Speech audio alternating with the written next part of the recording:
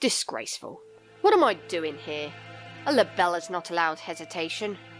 No, I have not even the right to claim that restriction anymore. Yuya. Foolish.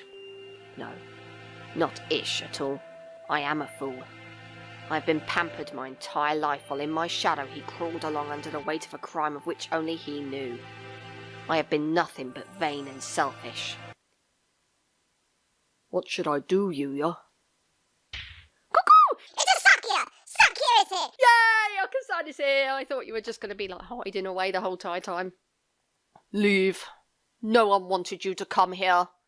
Cuckoo! Everyone is leaving. It is a grand daring escape. Cuckoo! Sakia will find Ryoto with Oko-san. Away we go! Shut up. Don't talk to me. Cuckoo! Sakia weeps. No, I do not. It's raining. Cuckoo! Is Sakia in pain? This is bad. We must do something about it. Cuckoo! Oko-san used healing touch! Confound you! Must I repeat? Cuckoo! Oko-san knows. Oko-san heard that Yuya has gone somewhere far, far away. We will never see him again. So they told you. Cuckoo! Do not worry. If we cannot meet him, we need only chase after him. Do you have any idea what you're saying? Death is not a good place to chase someone to. No doubt the older breeds have no concept of death. Oh, Oko-san, you're so sweet. Chase Yuya into the grave? What kind of fool would... Cuckoo! Oko-san knows. The earth is a ball, so if we run far enough, we will find him. What foolishness! Speaking with mongrels makes my head hurt. Except I'm a mongrel too. Poor mongrels who do not notice even their own error, that is. Cuckoo! Oko-san is not a mongrel. Cuckoo! Sakia and Yuya and Oko-san all have their own wonderful names. Names more important than any breed. Is that your argument? That isn't even. You are yourself. Never let anyone tie you down. I am myself. Cuckoo! It is time to go. Oko-san and friend are late. Cuckoo! Kick Grease into the curb. Time to blast out of this prison and find Yuya. Oko is always brimming with useless energy as he was. Am I the same, perhaps? We will never see him again, no matter how far we run. But if he were here now, what would he do? What would he want me to do? At any rate, moping around here won't get us anywhere. 2 more hours. I will chase after him. I will never find him, but I will find myself. Let us go, Oko. There is nothing more for us here. Cuckoo! Sakia is best when he acts cool. After Ryota, full speed ahead. Oh, Ryota. Ryota? Oko-san. I love you. You're so sweet. The demon spores are thick in the air. I smell the stench of the sorcerer. I feel a little nervous relying on Angel's bizarre intuition alone, but it's worked so far and we're in a hurry. Is he actually following the doctor by his scent? Or was that just an angelism? Angelism. There's some very advanced equipment in here. And these documents look fairly new. Maybe this place is still in use. There's a register of names left open on one desk. Maybe it's a student register. Look, your name's here too, Angel. The dark grimoire. I feel the tendrils of imminent tragedy. They have notes on some of the students too. Under Higure, he acts as a neurotransmitter when excited. He seems to produce intoxicating or hallucinogenic pheromones. Physical exertion acts as a stimulant. The pheromone causes others to temporarily lose control of themselves, but its usefulness is limited. Not currently applicable to combat. I shall not allow the sorcerer to make me his pawn. I am the Crimson Angel of Judecca, destined to wander this earth alone. I'm not sure what he's talking about, but he sounds and looks unexpectedly heroic. It looks like all the students who are invited here have sort of physical idiosyncrasy. How did you enroll, Kawara? How? I was invited too. I don't know why. Yours is just a bunch of numbers. I wonder if it's the explanation for something like Higure's. No! The black miasma of inevitable doom draws near! We are approaching the gate of the abyss. I feel its foul wind. Let's go. The doctor's waiting for us. Could you wait a minute, Kawara? What is it, sir? We're almost done. We need to... I want to ask you something first, Kawara. You lied, did you not? Huh? Lied? Me? I don't know why you would lie about that. Or maybe you forgot. Even though it was just yesterday. Yesterday? After school? Like I said to Sakia, I don't know anything about it. We have to ask the doctor. I see. Let's go on then. Oh, God.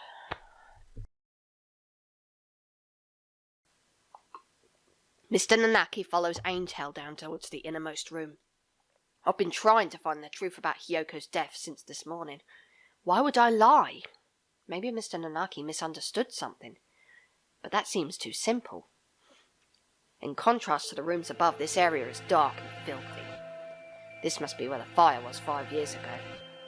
I feel like I can smell the soot just by looking at the walls here. Nageki threw himself into the sea of fire here to end the experiments. I wonder what I would have done in his place. Would I have ended it all like him, or...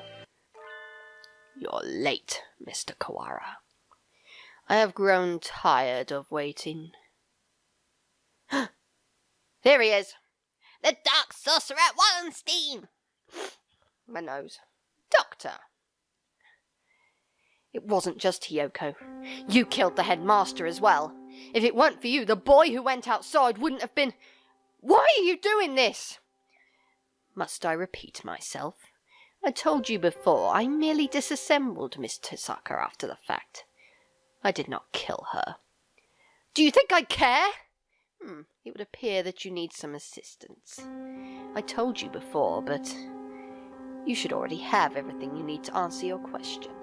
Who killed Tosaka Hyoko? Do not listen to the Dark Sorcerer's words, Textorus Melodia Funis. He will lay a spell on you. I'm now at a point where I actually do think that Shu did not do the killing. Ryota has a bad tummy, right? Perhaps the peanut gallery could keep its thoughts to itself. An iron grill drops behind me like an evil wizard's portcullis. I'm trapped. I'm cut off. Oh dear, we appear to be shot in. I love how Kazumaki's just like, oh dear. Oh dear, never mind. No, the dark spell. What are you doing? Nothing at all. I simply have no business with them. I was waiting for you, Mr. Kawara. Now let us return to our conversation. Our conversation about the truth you seek. You have done unbelievably cruel things, Doctor. You were involved in a medical centre here too. Nothing you can say to me will change my mind. How pugnacious of you. But you are lacking in logic. What I may or may not have done has little to do with the truth of my words. I was employed at this facility from the beginning. No doubt you've already deduced that I was working on Operation Hatoful. Operation Hatoful? The plan to wipe out humanity with the Charon virus. Precisely. Oh, it does make me so happy when students read ahead and come prepared for the lecture. You are exemplary. The strain we isolated from the original host was extremely powerful. Quite possibly the deadliest in human history. However, strains of such lethality tend to be fragile themselves. Charon virus was no exception. It cannot last very long outside of a host's body. In order to deliver it to the enemy, we would have had to send live carriers into their society and allowed it to spread via airborne infection. This proved troublesome. Charon virus, in addition to being harmless to birds, is ill-equipped to establish itself in our bodies. Fujishiro Nageki, the original host, had a rare genetic condition which resulted in a slightly compromised immune system. In his body alone was Charon able to safely reside. Alas, he refused to cooperate. You forced him to kill human prisoners. If it weren't for your experiments, he never would have killed himself. Indeed, it had not occurred to us that the tests of the strain's effects would harm his mental health. We expected that he would be glad of the chance to avenge himself on humanity, but sadly it was not so, and we lost our sample. The project was put on indefinite hold with his death, but thankfully we did not lose his corpse in its entirety. I preserved his remains and have kept them to this day. I have been waiting for a new carrier to arrive. It sounds like this was a very labour-intensive project. Wasn't there a better way? Quite right. I digress a little, but there was a reason for our methods. It did not take me long to come up with a better plan. We need only compromise a subject's immune system, creating a compatibility like Fujishira Nageki's. Compromise the immune system? They'd die! Indeed. Even if the subject were able to become a carrier for the Charon virus, if they died to some other infection, it would all be for naught. Which is why I was very careful with who I chose. I worked on the subject over time, slowly weakening his immune system. I suppose I should count myself lucky that I achieved my goal in only a year. You are an exemplary student, Mr. Kawara. I give you full marks. Full marks? My head hurts, almost as if some strange creature is wriggling about deep inside my brain. Are you okay, Ryota? Mr. Nanaki said you were coming here, so I wanted to make sure you were all right. Hyoko came to the infirmary to see me? You have come this far. I am sure you can answer this. What was it that you forgot? Everything is hazy. I think my stomach is acting up again. I drink the medicine Dr. Iwamine gives me and lie down, but my body still feels heavy. I'm tired. Are you okay, Ryota? Yeah, I'm fine now. Mr. Nanaki said you were coming here, so I wanted to make sure you were all right. Hyoko is reaching towards me. Want to go home? I'll walk you. Her hand stops. Hyoko falls to her knees, clutching her chest. Ryota, I can't breathe. Oh, she can't breathe. This is bad. My mother said to get home early. Everything feels strange, almost like it's a dream. I need to go home. Goodbye, Hyoko. See you tomorrow.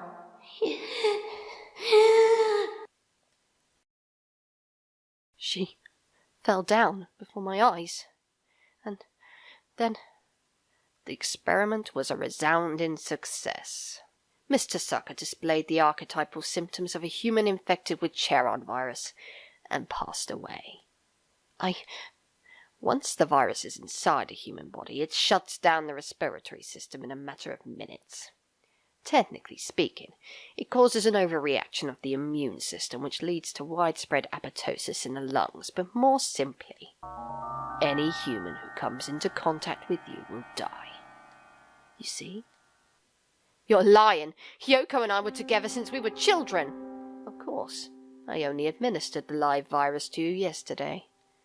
All the things I've done to you over the past year have been in preparation for it. Do you recognize this?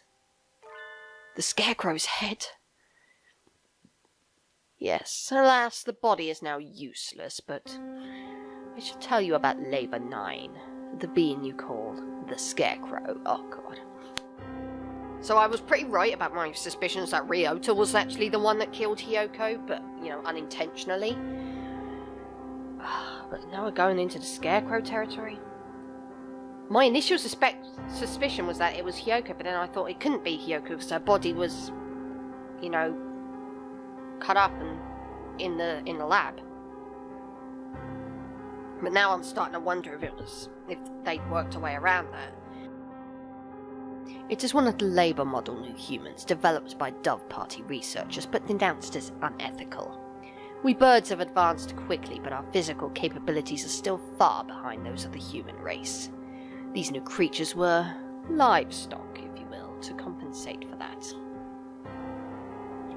The Labour series was a great step forward towards the beautiful ideal of coexistence with humans. With a human's head mounted inside an artificial body, they were durable and capable of difficult tasks. Of course, they never entered development, the project having been shut down early due to ethical complaints. However, I carried on the Dove Party researchers' will and created this prototype to be my sidekick. We didn't want too many other people snooping around and disrupting your investigation, so I had it patrol the building. And now the next question. What is inside this bag? A human's head? No, close, but you have to be more specific. I believe we had Mr. Sucker's head sent to your classroom, but did you notice anything missing? Missing?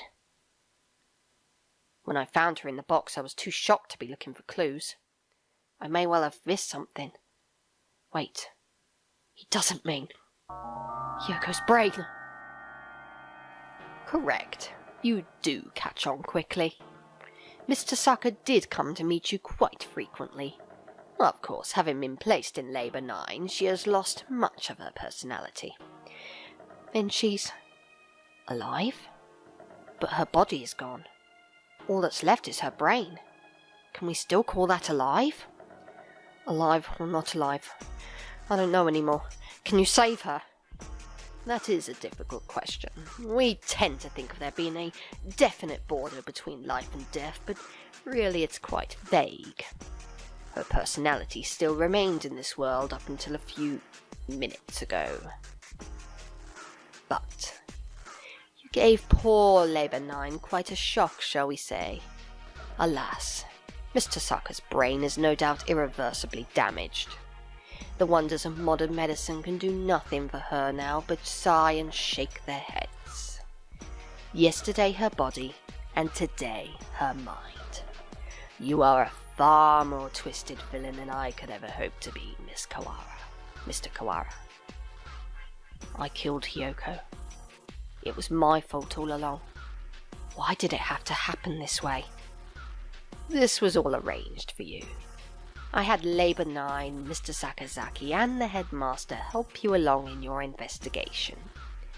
You are but one step from the end now. You must remember one more thing.